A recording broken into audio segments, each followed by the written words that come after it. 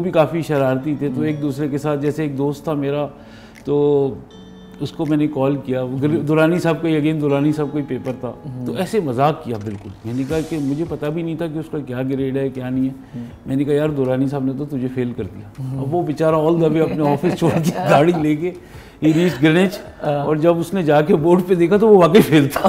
अच्छा, ये आपने अब वो मेरे पीछे पड़ गया कि यार रिजल्ट तो किसी को पता ही नहीं था, तुझे कैसे पता था? अस्सलाम वालेकुम, मैं हूँ रोहिल इंतखाब और आप हमारा प्रोग्राम देख रहे हैं जिसका नाम है कॉफ़ी विद अलमनाई। और इस प्रोग्राम में आपकी मुलाकात हम मुख्तलिफ अलमनाई से करवाते हैं, उनसे पूछते हैं, जानते हैं कि उनकी मेमोरीज ग्रेनेज के साथ कैसे गुजरी। आज के जिस स्टूडेंट ने, हमें एक्स स्टूडेंट ने ज्वाइन किया है, उनका सालों पुराना रिश्ता है ग्रेनेज के साथ। और मज़े की बात यह है कि बस हम एकदम एक जगह हम गए, हमने सोचा कि इनका ताल्लुक इस बैंक से, तो बैंकिंग सेक्टर और जो कॉर्पोरेट में हो रहा है खुसूसन उस हवाले से हम उनसे बात करेंगे। हमें ज्वाइन किया है फरीद अहमद साहब ने। फरीद साहब अस्सलाम वालेकुम, welcome to the Greenwich university. कैसे हैं? Thank you for inviting me for. अच्छा फरीद साहब, ग्रेनेज की बात तो डेफिनेटली हम करेंगे। सबसे पहले आप हमें ये बताइए कि इस वक्त आप करंटली कर क्या रहे हैं, किस कंपनी के साथ इंगेज हैं, और क्या स्टार्टअप है, बिजनेस है, किस कंपनी के लिए काम कर रहे हैं, प्रोफेशनली आप क्या कर रहे हैं? जी, professionally I am associated with MCB bank limited, और मैं वहाँ पर कंप्लाइंस ग्रुप है हमारा, वहाँ पर काम करता हूँ। I am head of regulatory risk and international compliance, department head regulatory risk and international compliance. और मेरी कोई एसोसिएशन MCB मैंने ज्वाइन किया था 2006 में, तो 2006 से तकरीबन 16 ईयर्स हो गए हैं, तो आई am associated with MCB। Okay, 16 साल हो गए। किस ईयर में आपने ग्रेनेज ज्वाइन किया, कौन सा प्रोग्राम मैंने था ग्रेनेज ज्वाइन किया था 97 में। ओके, और उसके बाद I graduated from Greenwich in 1999-2000। In which programme? I did my majors in finance, MBA, right? MBA। Okay sir, मुझे बताएं कि फाइनेंस में आपने अपना MBA किया, उस वक्त की एजुकेशन आप देखें, क्या शेयर करेंगे, किस तरह से रही, किस तरह से आपने तालीमी सिलसिला अपना आगे जारी रखा, जॉब भी? क्योंकि अमूमन जो मास्टर्स के स्टूडेंट्स होते हैं वो जॉब कर रहे होते हैं, बिजनेस कर रहे होते हैं, वीकेंड पे अपनी क्लासेस लेते हैं। आपका क्या सिलसिला था? At that time Greenwich was one of the prime universities in Pakistan, और it still Greenwich is a prime university. It still is, मतलब I am talking about that time, that what inspired me to join Greenwich.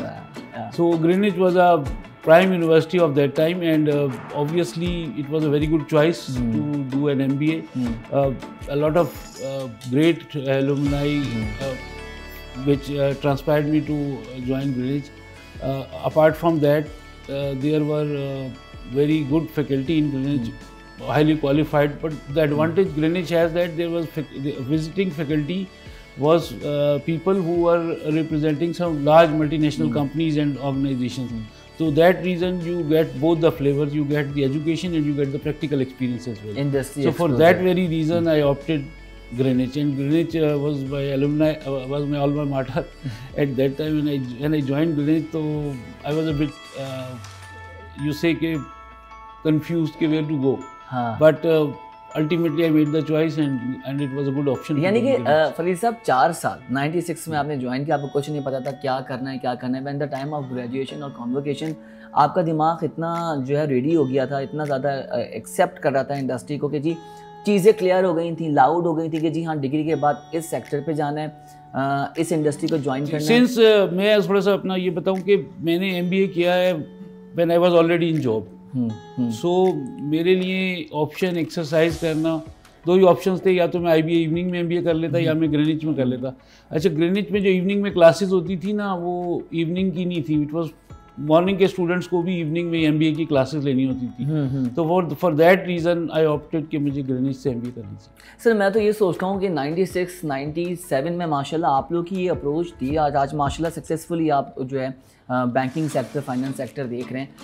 अब education लोगों के लिए बड़ी आसान हो गई है, कब आसान ऑनलाइन है, घर के आप बाहर नियरेस्ट में भी आपको 4 से 8 कैंपस अच्छी यूनिवर्सिटी के मिल जाएंगे।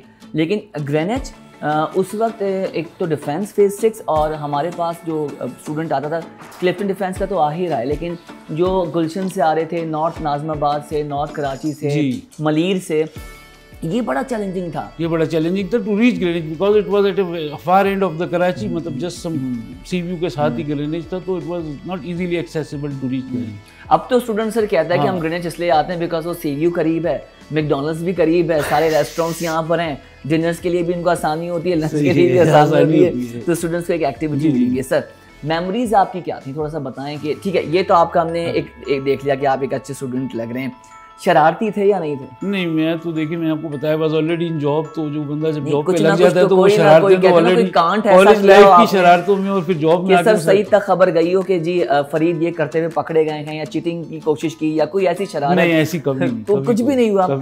दोस्त कैसे थे आपके? जो दोस्त मेरे बहुत अच्छे थे एक्चुअली, मेरे दोस्त थोड़े से मिक्स थे कि कुछ तो वही लोग थे जो कि मेरी तरह वो भी जॉब करते थे, कुछ वो लोग थे जो कि मतलब फुल टाइम स्टडीज करते थे, तो बस हम उनकी जो फारिग होने का फायदा लेते थे और जो भी दोस्तों का बड़ा मल दखल होता है आपको बिगाड़ने में और संवारने में। जी तो जो भी उस ज़माने में हमें मार्केटिंग रिसर्च की असाइनमेंट मिलती थी या ऐसी असाइनमेंट जिसमें हमने विजिट करना होता था मुख्तलिफ जगहों पे, तो क्योंकि हम तो ऑलरेडी बैंक में काम कर रहे थे और हमारे लिए पॉसिबल नहीं होता था कि डे टाइम में ऑफिस से निकल कर हम कहीं चले जाएँ, तो फिर उसके लिए हम उनकी खिदमत लेते थे और फिर ऑब्वियसली जो प्रैक्टिकल ओरिएंटेशन हम लोगों को थी उसके उनको फ़ायदा पहुंचाते थे उनको भी।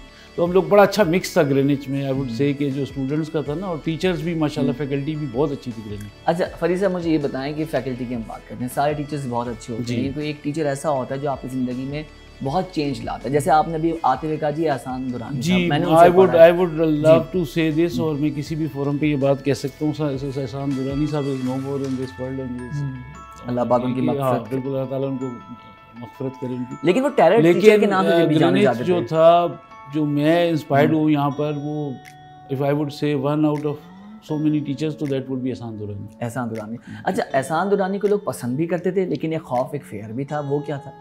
वो खौफ ये था कि जब देखें मैं एहसान दुरानी साहब का एक बड़ा एक प्रोमिनेंट वर्ड होता था एहसान दुरानी साहब का, जब हम उनसे पढ़ने जाते थे तो हम देखते थे कि देयर वर स्टूडेंट्स जिन्होंने हमसे कम मेहनत करी है, बट उनके जो ग्रेड्स वगैरह थे वो हमारे से बेहतर होते थे। तो हम दुरानी साहब के पास जाते थे कि हम कहते थे सर ये क्या है, ये मतलब कैसे ऐसे है? तो वो कहने लगे कि कहते थे some people teaches you education, educate you, and some people teaches you life. I am one of those teachers who teaches you life. ऐसा है, एग्जाम्पल्स आपके सामने।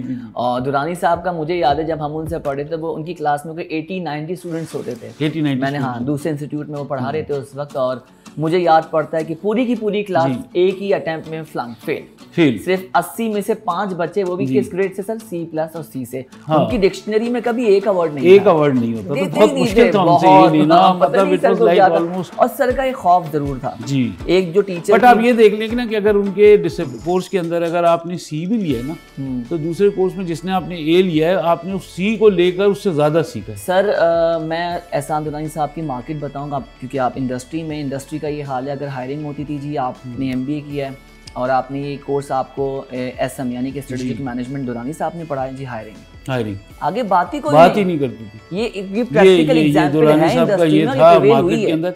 मैं देखे ना, मैं फाइनेंस मेजर था, हालांकि 2 के फाइनेंस के भी यहाँ बहुत अच्छे टीचर्स थे, बट जो मैंने 3-4 कोर्स दुरानी साहब से करे ही, वो तो सारी चीज़ें ही काफ़ी मार्केटिंग ओरिएंटेड बंदे थे, तो उनसे मैंने काफ़ी कोर्सेज करे, जैसे मार्केटिंग के कोर्सेज करे, जैसे मैंने उनसे ऑर्गेनाइजेशनल बिहेवियर किया, स्ट्रेटेजिक मैनेजमेंट किया, ये सारे कोर्सेज मैंने 4-5 कोई उनसे कोर्सेज करे।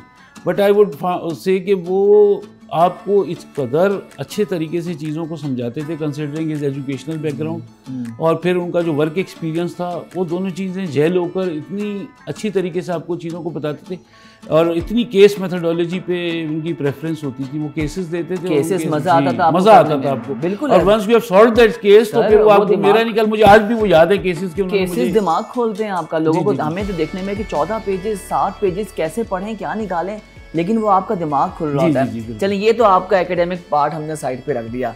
अब मुझे लग रहा है कि आपकी हंसी से कुछ ना कुछ ऐसा हुआ है जो आप बताना चाह रहे हैं, लेकिन वो छोड़ें जी, ऑन एयर चला जाएगा या पब्लिश हो जाएगा। थोड़ा सा आप उसको सेंसर करके बता दें कि शरारतें, एक्टिविटी क्या ऐसी ग्रेनेड में आपने की है? जी, ग्रेनेड में कुछ ना कुछ एक्टिविटीज होती थी, जैसे यहाँ पर एक वो फैशन डिज़ाइनिंग से क्योंकि आपका ताल्लुक है, तो यहाँ पर एक ब्यूटी क्वीन नाइट होती थी फंक्शन, तो उसमें बहुत शुगर लगता था और बहुत शरारतें होती थी। फिर हमारी जो ग्रुप था ना पूरा, जो क्लासमेट्स का या जो भी स्टूडेंट्स थे हमारे साथ, वो भी काफ़ी शरारती थे। तो एक दूसरे के साथ, जैसे एक दोस्त था मेरा, तो उसको मैंने कॉल किया, दुरानी साहब का अगेन दुरानी साहब का पेपर था, तो ऐसे मजाक किया बिल्कुल। मैंने कहा कि मुझे पता भी नहीं था कि उसका क्या ग्रेड है क्या नहीं है। मैंने कहा यार दुरानी साहब ने तो तुझे फेल कर दिया। अब वो बेचारा ऑल द वे अपने ऑफिस छोड़ के गाड़ी लेके ही रीच ग्रेनेज, और जब उसने जाके बोर्ड पे देखा तो वो वाकई फेल था। अच्छा, ये आपने अब वो मेरे पीछे पड़ गया कि यार रिजल्ट तो किसी को पता ही नहीं था, तुझे कैसे पता था? अच्छा, मैंने तुक्का मारा था और ग्रेनेज दुरानी साहब के उसमें ये तुक्का कभी कभी चल जाता है। सही सही। तो यानी कि इस तरह के हम लोग मतलब ऐसे ही दोस्तों के साथ छोटा मोटा करते हैं। फरीद साहब, एक जनरल सवाल हम अपने तमाम एक्स स्टूडेंट्स अलुमनाई से करते हैं कि जी if you will be the part of Greenwich again, तो आप क्या करेंगे एकेडमिकली या देखें academically if I am part of the Greenwich, तो मैं यहाँ पर जो भी मेरा पास्ट एक्सपीरियंस है बैंकिंग का 25 इयर्स का, उसको बेस रखते हुए मैं यहाँ पढ़ा सकता हूँ, मैं यहाँ पर लेक्चर्स दे सकता हूँ, और अगर आप चाहें तो मैं यहाँ पे सेशंस कर सकता हूँ। अच्छा जी। क्योंकि आपकी MBA क्लासेस को, BBA की क्लासेस के स्टूडेंट्स को बहुत फ़ायदा होगा।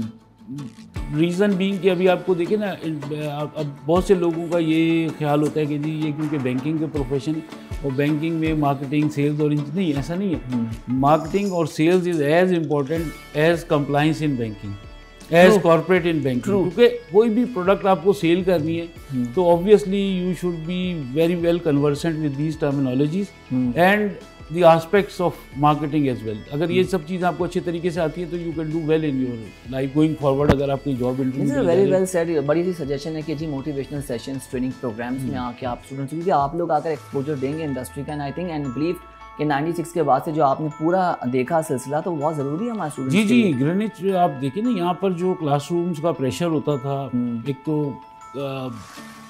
टाइम होता था 6 to 9, और हमें उससे पहले असाइनमेंट्स जमा करानी होती थी रोज़। मतलब एक क्लास के अंदर MCQs होते थे हर क्लास के स्टार्ट होने से पहले।